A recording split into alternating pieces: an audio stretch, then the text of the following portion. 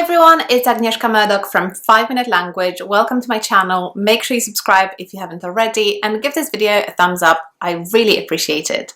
So today's video is about setting language learning goals, and I know it's a topic that many of you find very interesting because I actually published a blog post about it some time ago, and it's one of the most popular blog posts on the 5 Minute Language blog. So I'm going to link it down below. Make sure you check it out for more details. But I'm just going to give you a brief overview of how to set language learning goals for them to be effective. Are you ready? Let's get started. So many people actually think that it's enough to say, I want to learn German in 2018, and that's my goal. But actually, that's not a very good goal because it's not specific. So being specific is probably the most important thing when it comes to goal setting, and I'm going to go into the detail of that. And the technique I'm going to recommend is setting SMART goals or SMART objectives.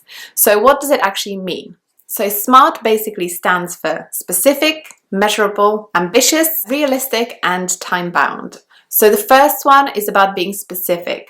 What is it specifically that you're trying to achieve? So you're not just trying to learn German. You're trying to do something specific.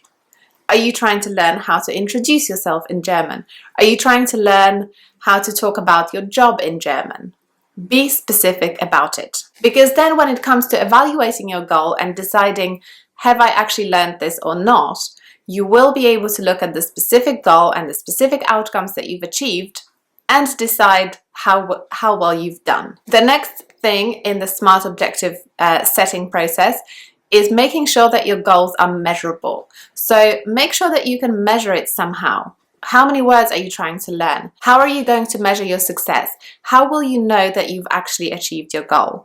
Make it measurable so you can actually measure it at the end and decide how successful you were. The next one is ambitious. Make sure that all the goals that you're setting for language learning are ambitious. Sometimes people find it difficult to do that and they end up learning the same thing over and over again, or just doing basically things that are too easy for them.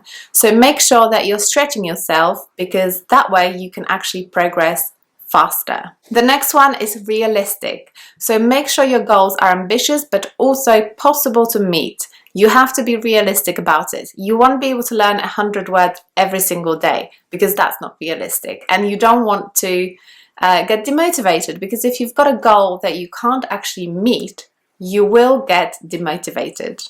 And the final one, probably the most important one, is time-bound. Do you have a deadline on when you want to meet your goal by?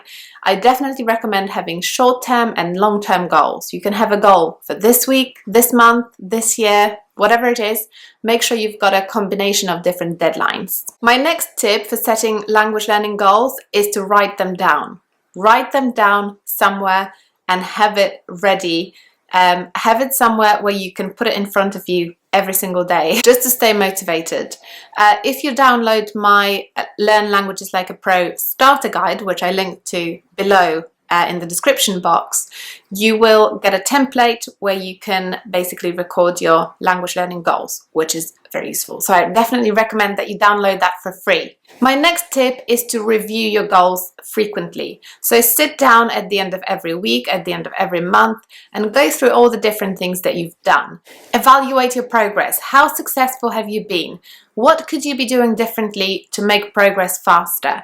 Make sure that you also adjust your goals. So sometimes you might set a goal and it will turn out to be too difficult to meet. So that can be a bit demotivating. It's fine to actually adjust that goal in the middle of the week or in the middle of the month. You don't have to wait until the end of the period to adjust it, because otherwise it will be a bit pointless if you've got a goal that you can't actually meet and you're working towards it. Quite demotivating, isn't it?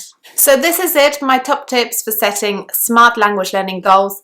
Make sure you check out the blog post I linked to in the description box, and also the free download with some advice on goal setting and some templates. So this is it. Thanks for watching, and I'll see you next time. Bye!